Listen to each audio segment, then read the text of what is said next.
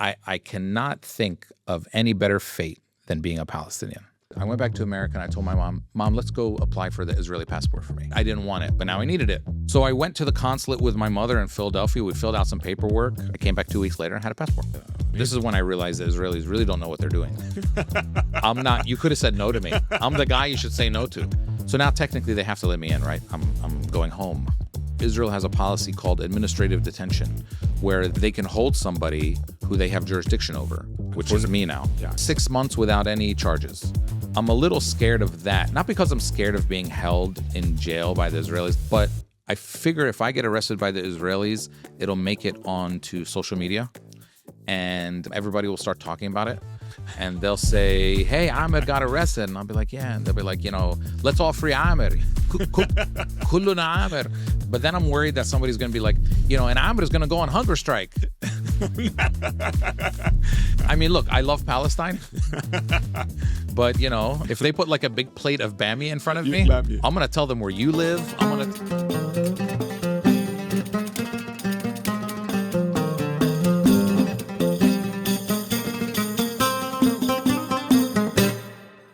Amer, thank you so much for being here today. It's amazing to see you in person, and the smile is as disarming and warm in person as it is on the screen.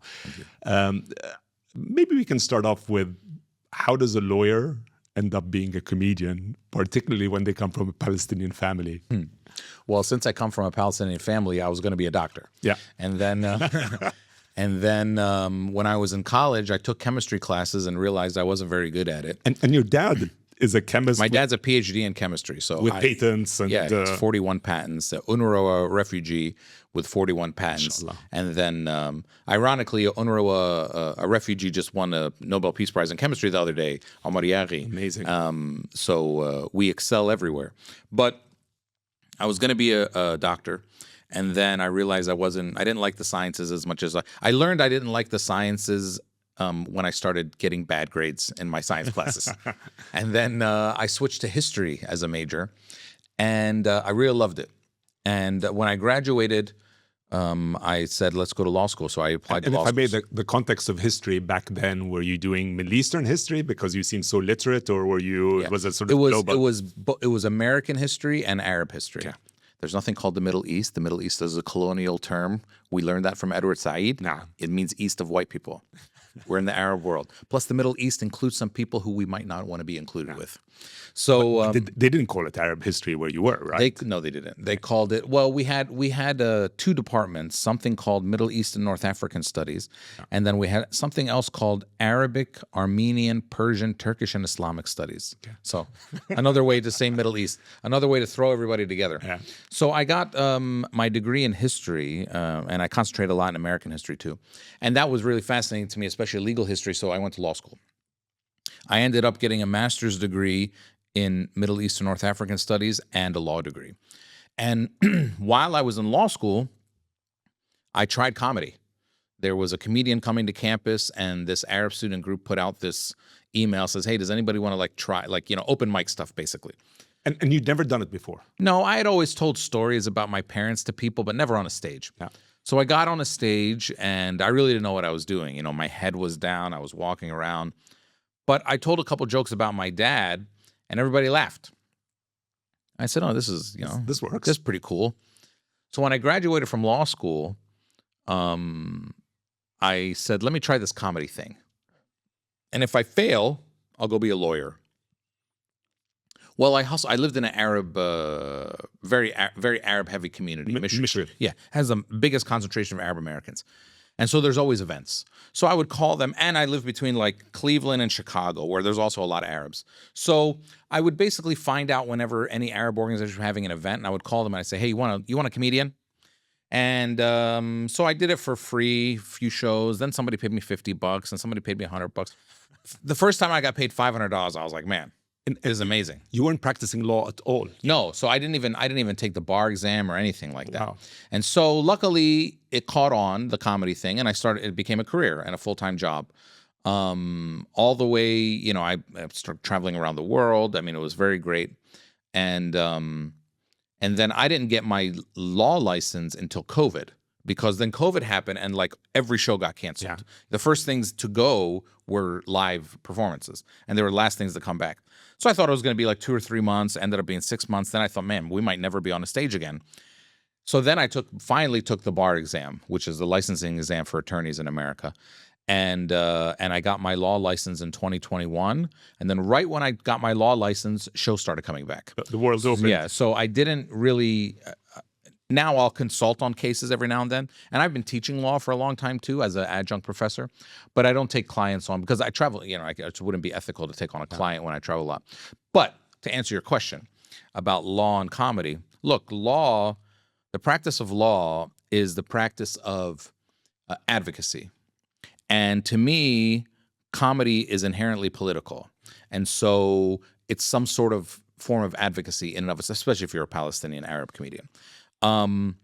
Also, in law school, we are taught and we teach people, maybe they do this in the tech world too, is learn everything you can about a situation, all the facts, and then focus in on what's really important.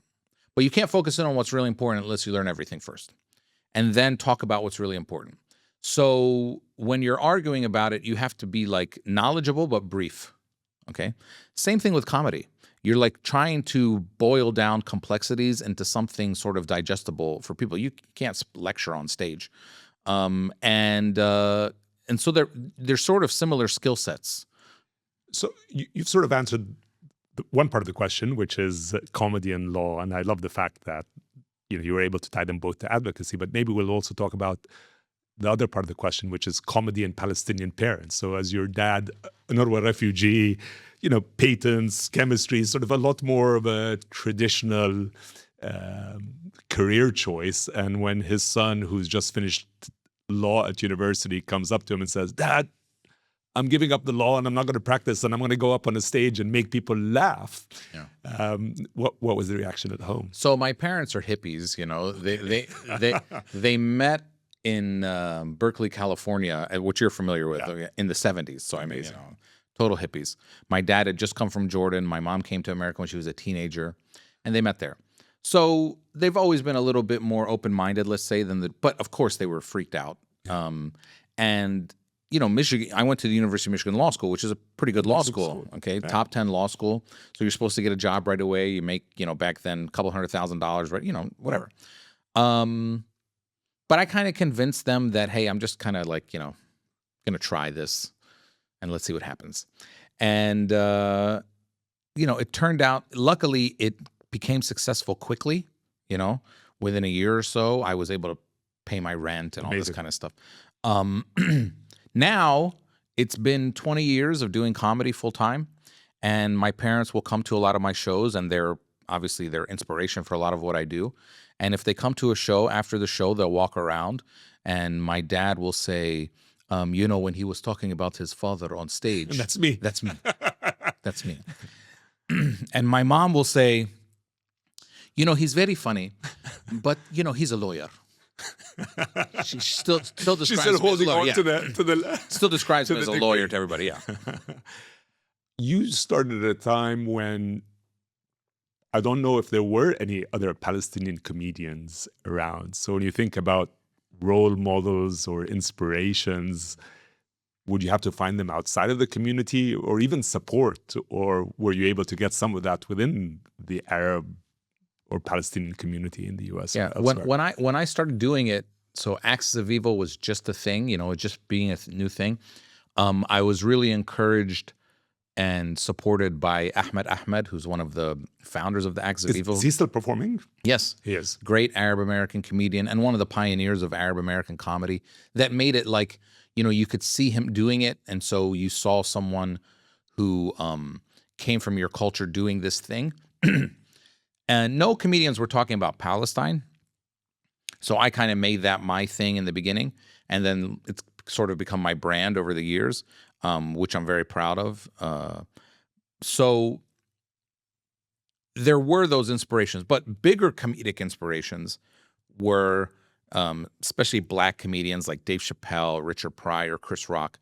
Who has evolved, Chappelle in particular, has evolved more and more into sort of political and social commentary over the years, I feel, from the early days. And it's great. I mean, it's great to see him. Well, I think he's always been political. So he's always been political in the sense of, it depends what you mean when you say political, but he's always talked about race. Okay. And from the beginning. And race is political, right? And and to me, that was sort of telling your story of your people. Richard Pryor did that. Those are George Carlin. I loved him because he was very biting politically and socially. To me, comedy, and this is something I learned from Ahmed too. He said this to me. Comedy is a form of protest. Okay, comedy in its purest form is a form of protest, and you're protesting against something. Power, the government, ridiculousness of society, whatever. So comedy is a form of protest. And we even saw this back in the days when there was like the court jester, you know. He might make fun of the king, but they didn't kill him because he was funny. Yeah. So comedy has always been a form of fool who was wiser than anyone else, including the king. Right. And so comedy has always been that, a way of being able to talk about something, but if you can make people laugh and do it in a creative way, it's much more digestible. And so that's how I viewed it from the very beginning. In the beginning, I was more vanilla. I would tell jokes about accents and parents. But very quickly, I got into Palestine because I was raised like that by my parents. My parents were activists. I was always marching. I was always, I always tell people we Palestinians are raised to be professional protesters from a young age. We're just marching and chanting and all these kinds of things. And we still see it today. I mean, there's 7-year-old kids walking around Dubai and other places that, they know Palestinian chants maybe better than anyone else. So that kind of upbringing, and being Palestinian, of course, is inherently political. And it's relentless, it's always following you no matter what. Just even saying you're Palestinian rubs people the wrong way. I mean, it's like just the very act of talking to people about where you're from can cause people to. There's always a reaction. So I always find it's either a big hug and a welcome, and I feel so bad, or it's almost like an act of rebellion just saying where you're from. Well, the big hug stuff is definitely more recent. Yeah, but the reactions before were either combative, but most of the time they were like dismissive. Sometimes. My dad used to tell this story where he would say to somebody, I'm Palestinian, and the reaction would say, oh, I don't want to talk about politics. Yeah. Like immediately, okay? Always viewing us as this too complex, let's dismiss it, let's not even... like contentious thing, right? And of course, we come from a long culture as well of thousands of years. So it's always been something. And now it's, something else. Yeah. But it's always been something. What amazes me is that I guess the Palestinian story is filled with a lot of themes, Taban. There's a lot of heroism, there's a lot of sumud, there's a lot of survival, there's a lot of sadness, Taban, particularly with this ongoing genocide, is the amount of insane tragedy that you see every day. I find it's such a difficult thing to make it a laughable topic, and yet you're able to do that so well. And maybe tell me a bit about how you do that. So how do you skirt all the tragedy associated with it and make it something that people are willing to sort of sit on the stage and listen to you for hours on end and laugh? And what is that process like? Well, in my book, I say that being Palestinian I'm super excited to read it. Being Palestinian makes me smile. Yeah, in the introduction of the book, I say we've all seen somebody laugh so much they start crying. Yeah, we've all seen that. But you might also see somebody cry so much they start laughing. So these emotions are connected somehow, and they've always been connected. So comedy. The best comedy can come from tragedy, and comedy comes from storytelling. And we Palestinians have a lot of that, storytelling and tragedy. And so it's sort of like a natural environment for them. I've always said the hardest job is like white male comedian. Because what is there to talk about? Your life is not complicated. Nothing really dramatic happens to you. Nothing bad happens to you. And so if you watch white comedians, a lot of them are doing really boring observational comedy, like Jerry Seinfeld. Have you ever noticed when it's rarely about themselves. It's rarely about the experience of their people. Whereas non-white comedians, Black, Mexican, Arab, whatever, Jewish, talk about their people and talk about their families and talk about how the immigrant experience or the political experience or discrimination. And that is always much more, it connects much more with people. People want to, a comedy show, I always say a comedy show is like a long conversation. I'm talking, they're laughing, but it's a conversation.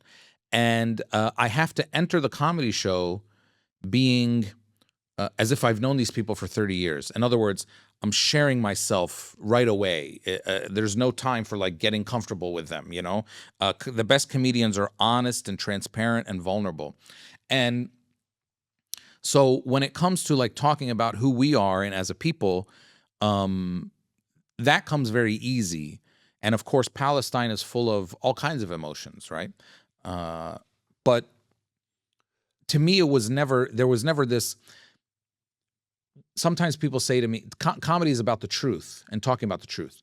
And people say to me sometimes, I never know when you're joking. And I say, I'm never joking. Yeah. I use comedy to tell the truth.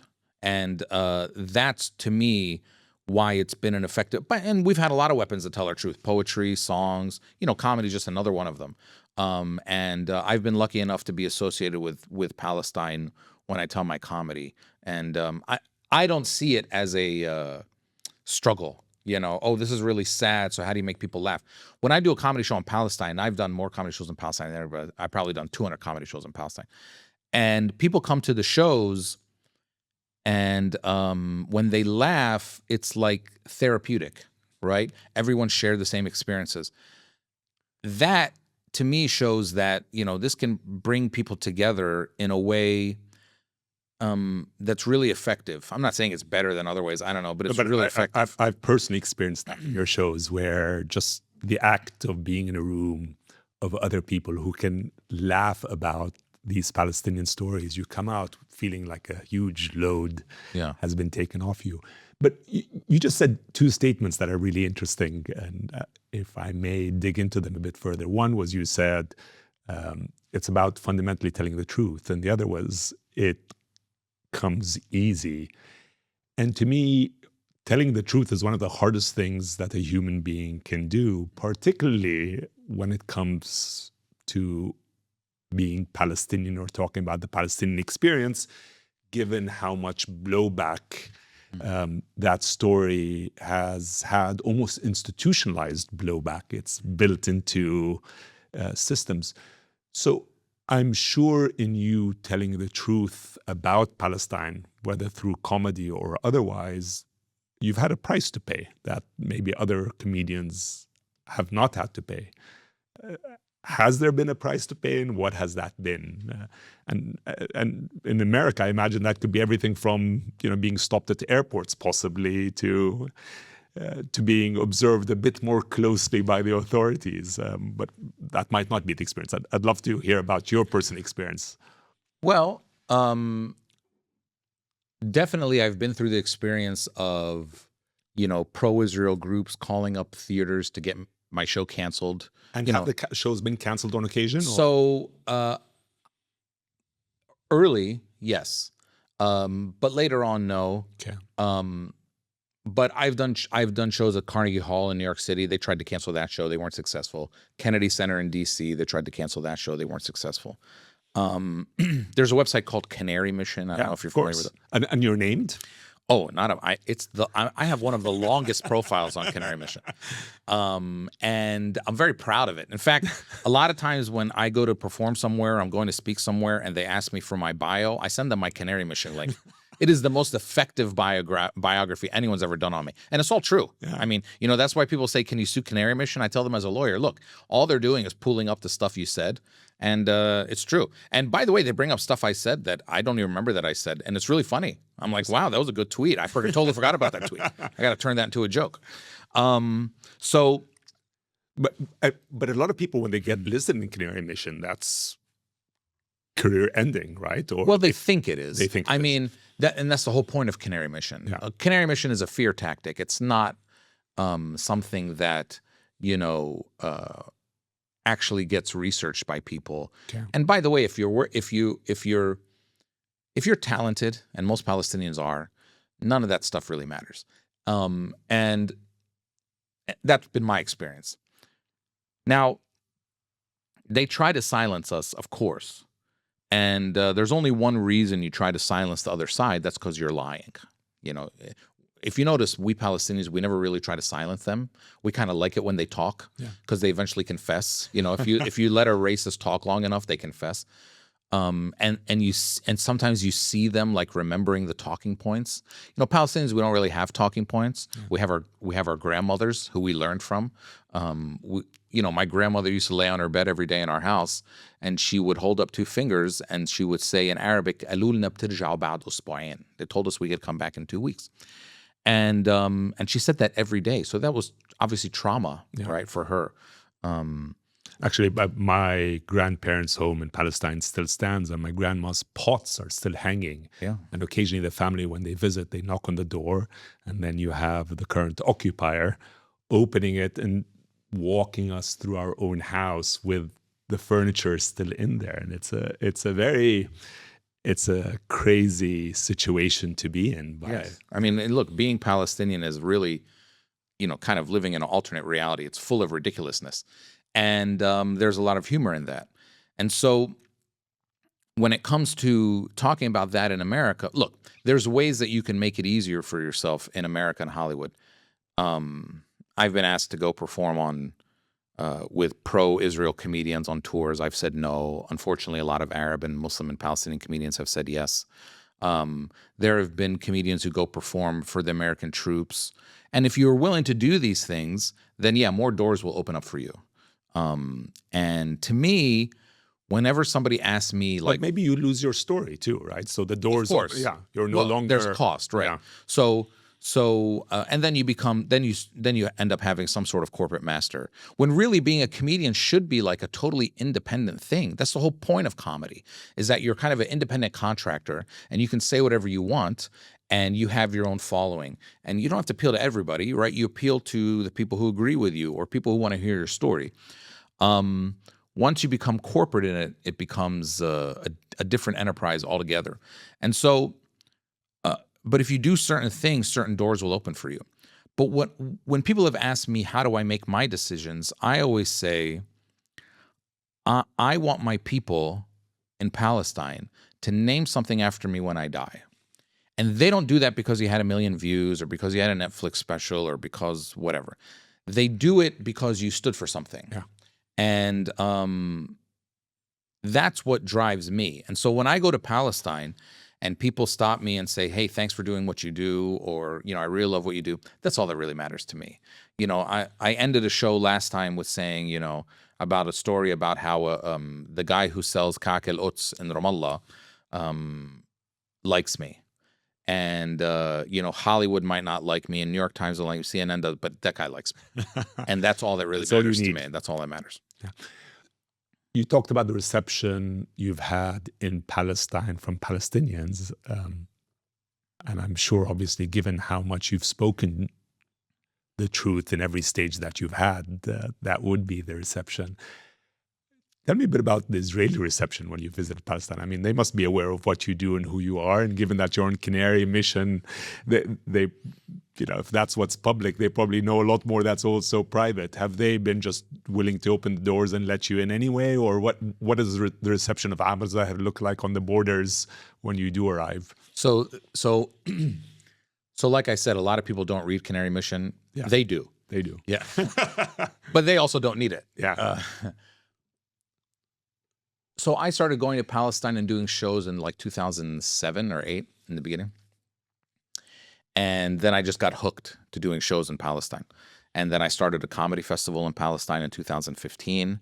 And we do it every year. In Ramallah? It's in Ramallah, Nablus, Bethlehem, and Jerusalem. Oh, amazing. I take 7 or 8 comedians there and we perform for a week. And are they all Palestinian themes or the comedians? No, the comedians are mixed backgrounds. Most of them are Arab American, but they're mixed backgrounds. And but I've taken white comedians, black comedians, South African comedians, like they're all kinds. But I would go, and so my mom was born in Akka in the 50s. So she was born as a citizen of the state of Israel. And she could always give her kids the passport. I didn't want it for a long time. So I used to go in and out of Palestine as an American. And they would hold me for a long time, but they would always eventually let me in. And hold you with an interrogation or just hold you? No, it's like 95% holding, 5% interrogation. Yeah. And they come back and they say stuff and then they leave and they come. The whole point of this exercise is so that you either say during it, you say, you know what, screw this, I just want to leave. Or they might let you in, but you say, I don't want to do that again. So you don't go back. That's the whole point of that exercise. It has nothing to do with security. Okay. And so, but I would always go through it, and sometimes it was an hour, sometimes it was 10 hours, whatever. But I'd get in. In 2014, I was rejected entry twice. Okay, in the same summer, from Jordan. And this is, you went to the Allenby Bridge and they said, head back. Once was from the Allenby Bridge, once was from the northern bridge that goes to Bisan and Nazareth. Yeah. So, they don't give you a reason. They say, hey, your security clearance hasn't come back yet. We're getting ready to close, whatever. So I was worried about getting banned, which I didn't want to get banned. So after that happened, I went back to my mother and I said, I went back to America and I told my Mom, let's go apply for the Israeli passport for me. And it's such an interesting concept anyway for a Palestinian, right? Yeah, I don't really have a problem. I never had a problem with it. First of all, a lot of, my mom's whole side of the family has Israeli. 2 million Palestinians have Israeli passports. And to me, it's just like, these are the guys that happen to be giving out passports now. And it facilitates me going home more. 120 years ago was the Ottomans, 100 years ago was the British, and now it's these guys. Yeah. And someday it'll be somebody different too. Whatever. Mahmoud Darwish had an Israeli passport once. Some of the greatest Palestinian artists have had Israeli. Whatever. These just happen to be the guys in charge right now. But as long as I didn't need it, I didn't want it. But now I needed it. So I went to the consulate with my mother in Philadelphia. We filled out some paperwork, paid them whatever the price was to get the passport. I came back 2 weeks later and had a passport. And this is when I realized that Israelis really don't know what they're doing. I'm not. You could have said no to me. I'm the guy you should say no to. And so you've been able to go. So now I go in. Now, it's a different sort of apprehension now when I enter, because so now technically they have to let me in, right? I'm going home. They never say welcome home, by the way. Yeah. But now. It's, as you might know, Israel has a policy called administrative detention, where they can hold somebody who they have jurisdiction over, which is me now. Yeah, without disclosing the reason and without any rights. 6 months without any charges. And then they can renew that for another 6 months. And they've done that with it. There's thousands of Palestinians who are being held under administrative detention, which means no charge. It's like the most un-American thing ever. No charges. You're just sitting there in jail, waiting. So they could do that to me now. And I'm a little scared of that. Not because I'm scared of being held in jail by the Israelis. I'm not scared of that. But I figure if I get arrested by the Israelis, it'll make it onto social media. And everybody will start talking about it. And they'll say, hey, Amer got arrested. And I'll be like, yeah. And they'll be like, let's all free Amer. Kulluna Amer. And yeah. But then I'm worried that somebody's going to be like, and Amer is going to go on hunger strike. You don't want to go there. I mean, look, I love Palestine. But, everyone has their limits. Yeah. I could last maybe 12, 16 hours.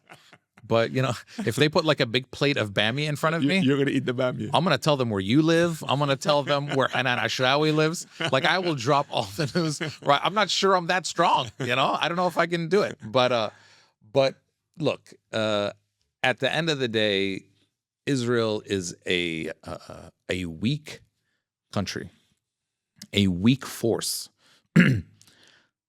And all these things are scare tactics. And that's how you have to look at it. Because if you look at it any other way, then they win.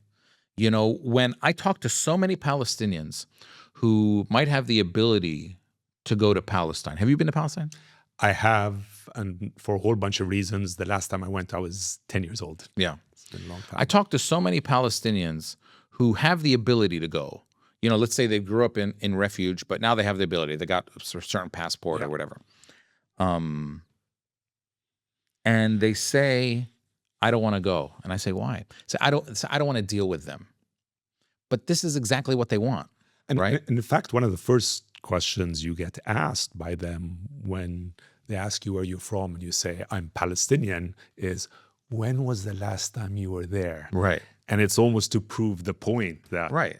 You know, it's like really you don't have connection because you're not there. But the reason you're not there is because you're not letting me in. You're the person. You're the reason I'm not there. Yeah. You know, and they usually. But by the way, and I've heard that before. You know, when was the last time you did? But sometimes we Palestinians think that when they're asking us these questions, that they're messing with us. Mm-hmm. But the truth is, they're not. They are. These are like pretty lowly educated on Palestinians, and they're just like trained. They're just asking questions they were trained to ask. Yeah. They don't know that they're triggering you when they ask that question. I was one time on the border, and they said, so your dad, where was your dad born? And I said, Jaffa. And they said, so you're going to visit your dad in Jaffa? I said, no, he doesn't live in Jaffa anymore.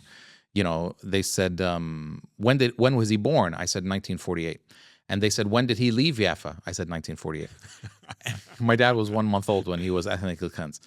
And they said, so where's your dad live? I said, he lives in Pennsylvania. And they said, so he moved from Jaffa to Pennsylvania? I said, no, there was a lot of steps in between, you know. This is a Palestinian. You want to go through the whole story? We can go through the whole story.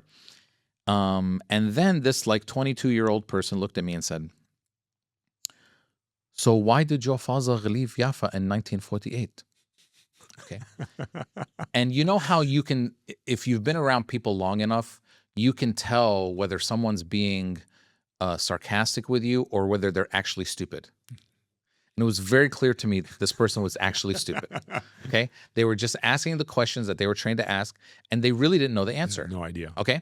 And by the way, this is part of what Israel does, right? They don't educate their public on what they did to us. Yeah. I mean, we educate their public on what they did to us. The Nakba is denied. Right. So at the end of the day, we often give them too much credit. You know, for instance, when you go there and they say to you, "What is your father's name? What is your father's name?" Now, I've learned, and Palestinians are always like not offended by this question. They're like, oh my God, they knew it before I said it to them. They knew my father's name and my father's name and my uncle's name. It's all written in the passport typically. Most of us write like four generations. This is not secret information.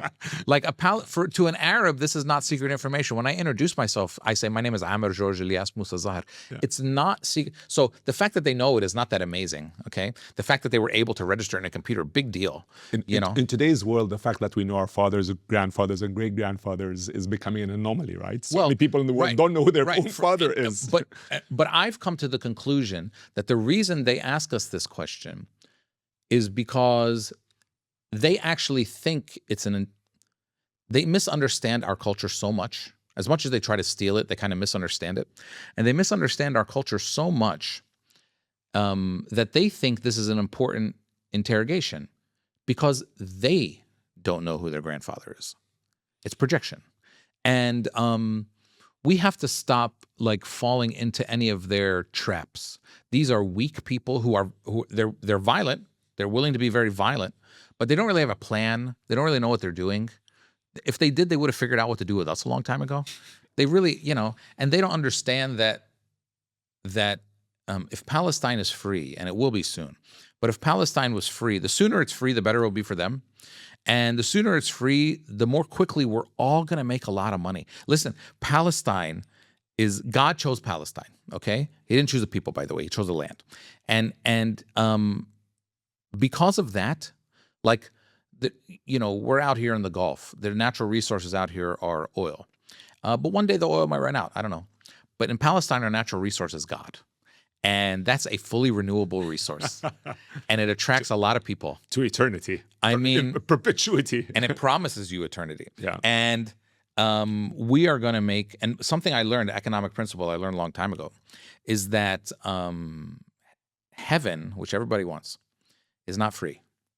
I learned that from a lot of people. And if you're poor, it's free. But if you can afford it, it's not free. And so, in America, you lived in America. In America, if you want to buy like the regular chicken from the grocery store, it's a certain price. If you want to buy the halal chicken, it's a little more. Yeah. Now, they're both a dead chicken, as far as I know. But with one of them, you get chicken, and one of them, you get chicken in heaven. And heaven is not free. And so Palestine, we sell heaven, man. Can you imagine one day when it's free and everybody can come and you can this is where the angel Gabriel told Mary she's going to have Jesus. Yeah. Okay, $100. You want to see it? It's $100. The Dome of the Rock, they tell you the rock is floating off you want to see it? $1,000. That's a good one. $1,000. Okay. And so we're going to make it's going to be by the way, Palestine is already economically pretty good. Like we Palestinians have figured out how to be successful under occupation. It's going to be so much better. This is what I tell Palestinians, you haven't been to Ramallah. Hopefully one day you'll go, and you should go as soon as you can. And everyone should go as soon as they can. But I always tell the Palestinians in Ramallah when I see them, I say, you guys make it really difficult for me. They say, why? I say, look, I consider myself like a Palestinian spokesperson for our cause, among many others. And but I can't bring anyone to Ramallah, because if I bring a friend of mine to Ramallah, I'm going to show him where the 5-star hotel is, and there is. Then I'm going to show him where we can go to an amazing restaurant, eat $100 filet mignon, and that exists. And then I'm going to drive him by the Range Rover dealership. And then I have to explain to him there's occupation. And you guys have you guys have been so successful. You figured out how to be successful. We're so resourceful. You figured out how to be successful, and there's but then I try to explain to people. I say, look, the occupation, the Palestinian situation has never been, and this is why we were so affected. If I may interrupt, yeah. When you talk about them managing to be successful in all circumstances. Prior to October 7th, just a few months earlier, we hired tech interns in Gaza. Yeah. Almost as a community service. Yeah. And not sure if we'd get any productivity out of them, but we figured we'd try it. We've had people working throughout the last 2 years in the midst of a genocide, producing the best AI and tech work in the whole company amongst hundreds of developers that we have that are spread all around the world. And we literally see these people sitting outside of rubble in a different place almost every day because, their prior place got bombed out and they had to move. And they're still working through the day and the night, producing crazy code. Mm-hmm. I mean, I think about, I got, my toe scratched, and I think about, do I go to work tomorrow? Right. Yeah. And their ability to be resilient and to find ways to succeed in the most impossible circumstances is unfathomable. Every day Well, during COVID, I used to do lives during COVID on Instagram, and I would talk to people from Gaza. And, Gaza Sky Geeks and all these are the people you're talking about. Being Palestinian has always been defined by excellence, okay? We have a long tradition of overachieving. My dad has 41 patents. He grew up in UNRWA, as an UNRWA refugee. He went to those blue schools, the terrorist schools. He went to one of those.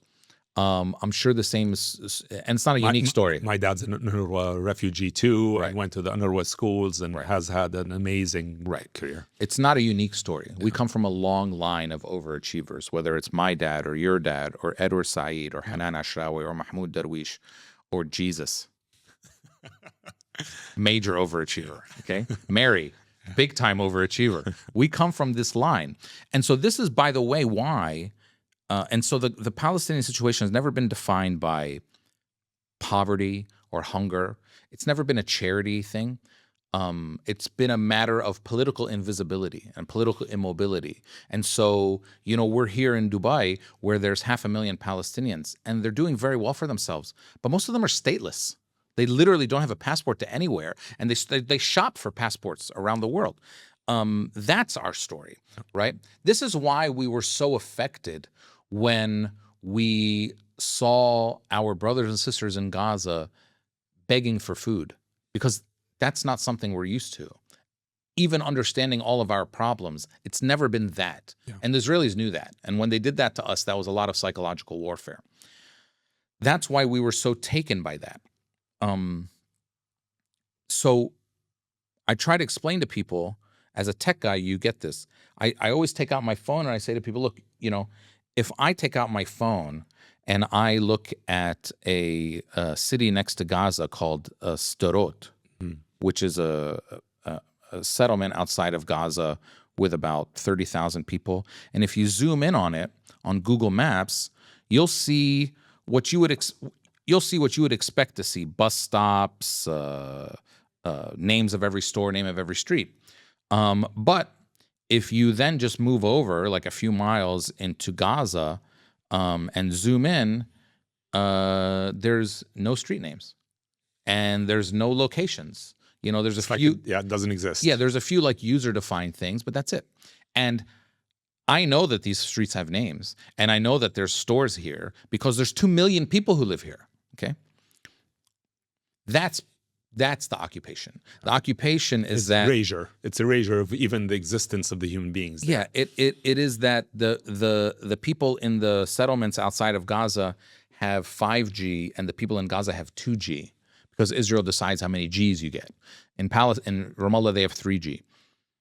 That's the occupation. One of the scariest stories I heard, and I think when you talk about 5G and 2G and what they decide, was how for the longest time dates with seeds wouldn't be allowed in, because with a seed you could plant a new date tree. How at some point a Japanese mission in Gaza had found out that there's a shortage of protein by design, and that mushrooms could be a great way of ensuring that there's more protein, and you could grow it pretty much anywhere. You could grow it in a basement. The mushrooms weren't allowed in because that would allow for a certain amount of self-sufficiency. So when you hear about these stories of absolute control of every aspect of one's life to make sure that you're on basic sustenance level in spite of all of your genius and your capability. And it's a designed human tragedy that's been going on for decades. And look, I made a video about 5 years ago where I showed that you could ask Siri, what time is it anywhere in the world? And she would tell you. And the minute you asked her what time it is in Palestine, she said, I don't know what time it is there. That's what it is. Despite all of that, despite everything that they've done to us, there is still a Range Rover dealership in Ramallah. and a filet mignon restaurant. And there's people buying it. Yeah. So the level of innovation. This is why, listen, I get the Israelis, man. I get them in this sense, like, don't give Palestinians a chance. Because if you give us a chance, we will. But if you understand that we can maybe be like a way to, I don't want to say partners, because they have a lot to do before they can be our partners. But if you make a Palestinian able to fully show their talent, and we're gonna excel, man. This is not theoretical. It's happened everywhere that we've been. True. Okay, even in China. Do you know that? So El Khalil is our biggest commercial center in Palestine. It's the biggest city in Palestine. Hebron, they call it in English. 250,000 people, and they created a relationship with China about 20, 30 years ago. And these are businessmen. And so they go to Amman and they fly to China, and they have a lot of businesses, okay? And they get stuff into Khalil from China. And they've made such a presence for themselves in China that they're well known. And sometimes these Khalili guys, they go to China, they live there for a couple of years, they might marry a Chinese woman, have little Chinese Khalili kids walking around, But I was in an airport in Detroit a few years ago, and there was a Chinese guy there. And I was wearing a Palestine t-shirt. I wear Palestine stuff. I was wearing a Palestine t-shirt. And he looked at my t-shirt and he goes, where are you from? I said, Palestine. He said, is that in Hebron? I love that. Okay. Yeah. So you understand? Yeah. This means the Khalili are going to China. They're so successful. And when someone asks them where they're from, they say El Khalil. Yeah. And then they say China or say Palestine later, maybe. Okay. But they're so well known. They've achieved so much that even their village their city is well known there, to a point where it's become part of the Chinese lexicon. Amazing. Okay, and he said to me, "Is that in Hebron?" Do you know what I said to him? I said, "Yes, it is." Yes, because I knew exactly what happened, and I didn't want to mess up what the Khalili have done. Amazing. And I said, "Yes, it is." So these are the Palestinian tentacles go everywhere, and look, this is because of Israel. Like, we could have just been like Palestinians living in our land, but they have turned us into these wildly trilingual, overachieving, overeducated people. And they better figure out how to deal with us, because not only are we very successful and very educated outside of Palestine, turns out we really are inside of Palestine too. And between the river and the sea right now, there are 14 million people, and 7 million of them are Palestinian and 7 million of them are Jewish. And we're not going anywhere. They really thought that if they were as brutal as they were in Gaza, that the people of Gaza would eventually say, "Get us out of here." And that didn't happen. And the Israelis were shocked by this. They didn't understand why aren't these people leaving? And they were shocked that we weren't leaving, because they would have left. Okay? And they have a bigger problem, Rabea. You know what the bigger problem is? The Israelis have never truly understood us, but they've done some studies on us. And they did a study on the Palestinian community that lives inside Israel.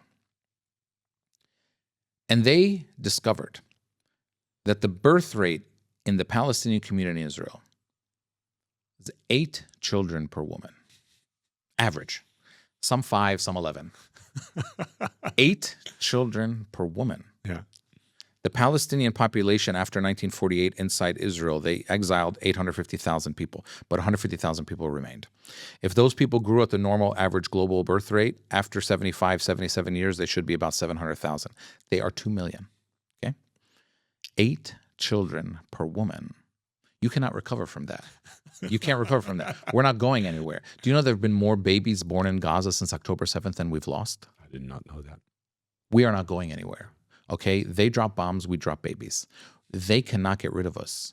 2,000 years ago, a woman in Palestine got pregnant and nobody touched her. So what do you think would happen when we start touching each other? A lot of babies. Yeah. And so they're not getting rid of us. Let me ask you this. Your dad, how many? He's one of how many? 15. Your mom? 6 was my mom. Yeah. 6 is low. Yeah, 6 is low. No, she's low. from a small family.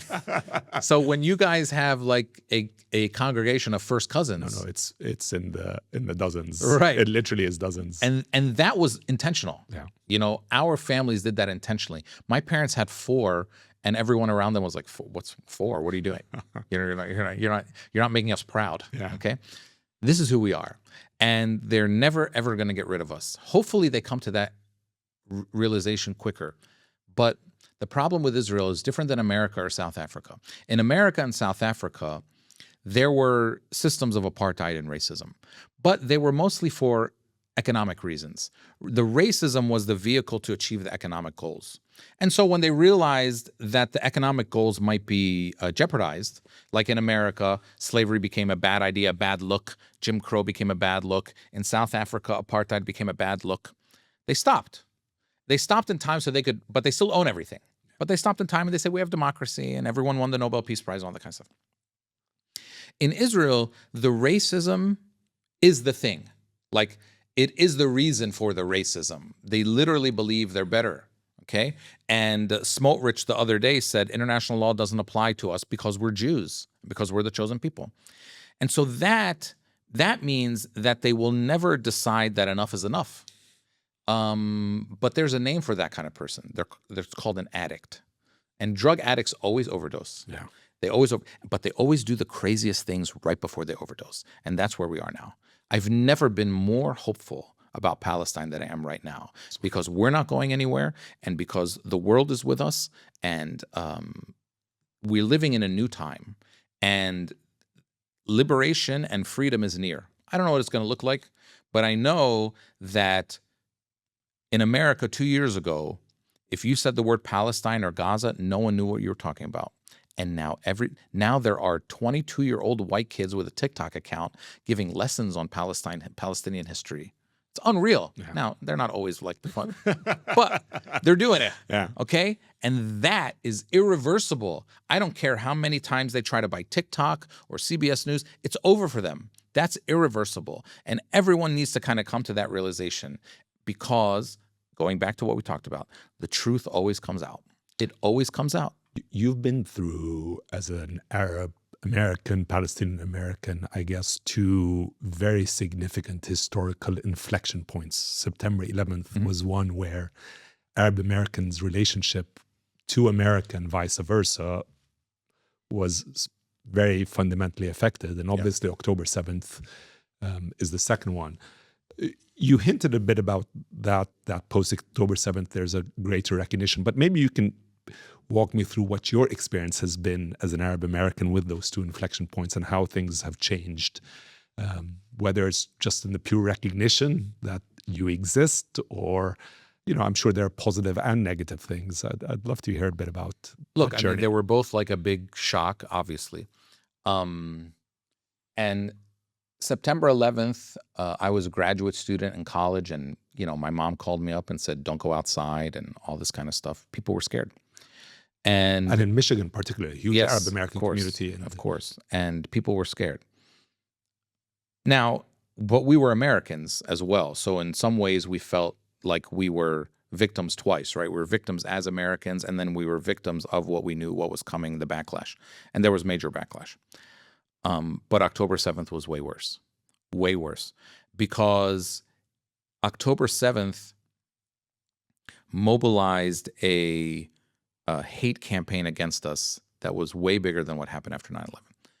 At least after 9/11, if you remember, George Bush, who I don't have many good things to say about, George Bush visited a mosque within a week after 9/11 and said, this is not a war against Muslims.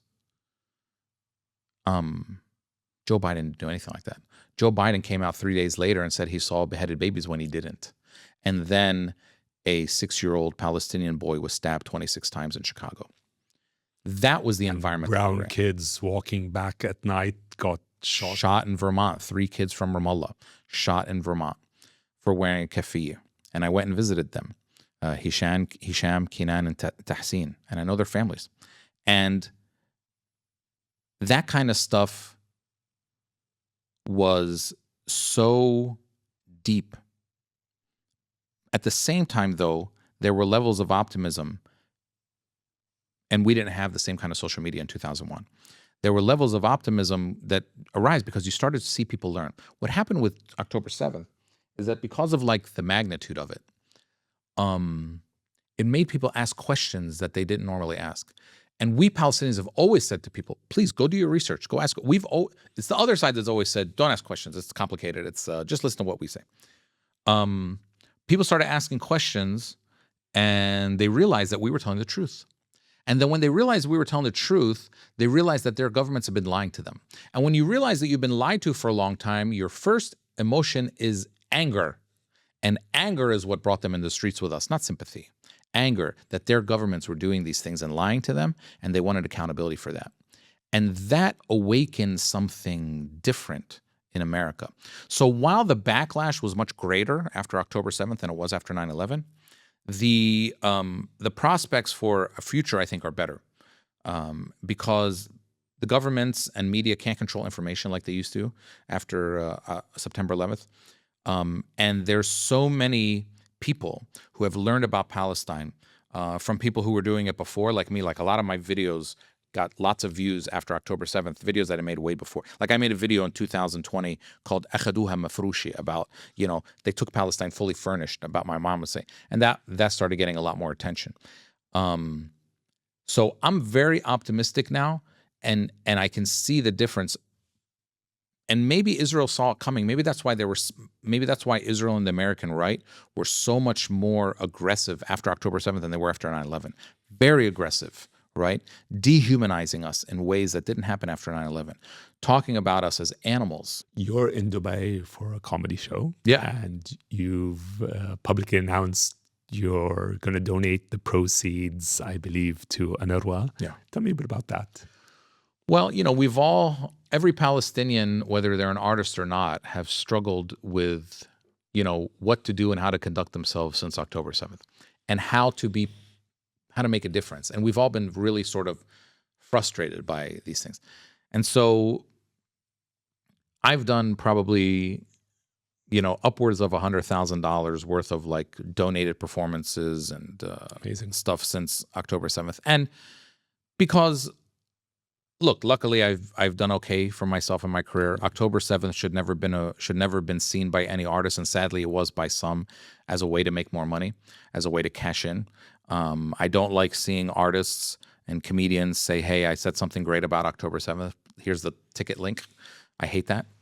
And a lot of people have done that and capitalized on it. And then we've seen very clearly that it's been a vehicle to just do other stuff. It's never really been about Palestine for them. For me, look, my dad's an UNRWA kid, and he has 41 patents because of UNRWA. And so doing this is natural for me. And I've asked people to come out and support. And, that experience, to me, that's much more important than, I could put, tens of thousands of dollars in my pocket. But we have to all find ways. And I've been so impressed and so inspired by my people over the last 2 years who have found so many different ways to be involved and to give back. And it just shows how beautiful we are as a people. And it shows that we possess the truth, because if we didn't feel like we were actually holders of the truth, we wouldn't be doing this kind of stuff. Really, we wouldn't. But we were taught that by Jesus. I mean, Jesus, no matter whether you're religious or not, I'm not particularly religious, but he was a pretty influential guy. Pretty famous. And he said, the truth shall set you free.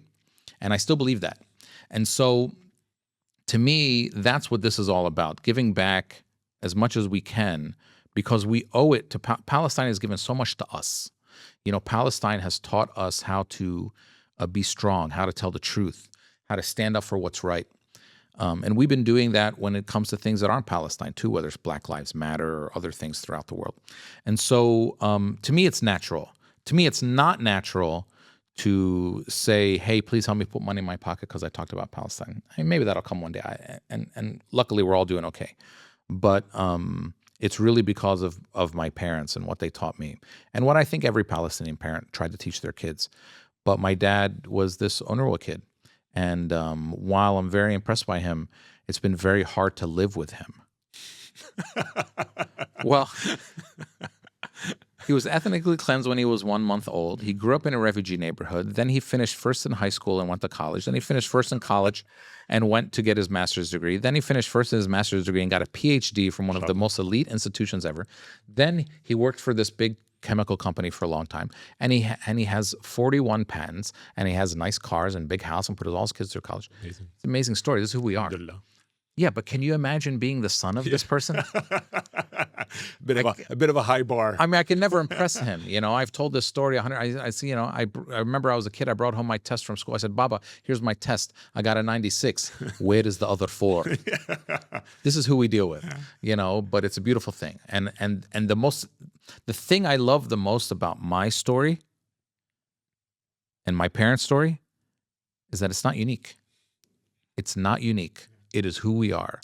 And they better figure out how to live with us, because the more and more they make us fight against the odds, we're going to be overachievers. If you want Palestinians to be average, give us a state and let us deal with everyday problems. But the more and more you force us to be overachievers, we're going to prove you wrong. And I always say they don't understand us. I was in Palestine 10 years ago, and I was talking to a guy, and I said to him, tell me about yourself. He said, Amer, I have a PhD in computer science from England. I said, wow. I wasn't shocked. This is normal. I said, what do you do? He said, عندنا محل أواعي في البلد. Okay, we have a clothing store. I said, man, you have a PhD in computer science. You could live anywhere in the world. You can make a lot of money. You could send it here. He said, Amer, I will stay in Palestine and fight until I am free. I said, okay, first of all, calm down. Okay. I'm on your side. Okay. I'm not your enemy. I said, what will you do when you're free? He said, when I am free, I will leave. Okay? So it's very simple. You want us to leave, give us freedom, and maybe we'll leave. But as long as we think that we might not be able to go back, we're not going anywhere. And so that is the story of Palestine. And I love being us. You know, I never say I'm proud to be Palestinian, but that's not really the right word. You know, I didn't achieve this. It just happened to me. But I cannot think of any better fate than being a Palestinian. Amer, thank you for all that you do, for speaking truth, for speaking out for Palestine, for giving so much of what you bring into Palestine, for sharing a wonderful book that I'm excited about reading. And, thank you, Rabea. And look, I'm going to say to you what I say to every Palestinian and that we should always say to each other. It's three things. I'm happy to see you, I'm proud of you, and I love you. Proud of you and love you too. Thank you so much, Amer. Thanks. Good to see you.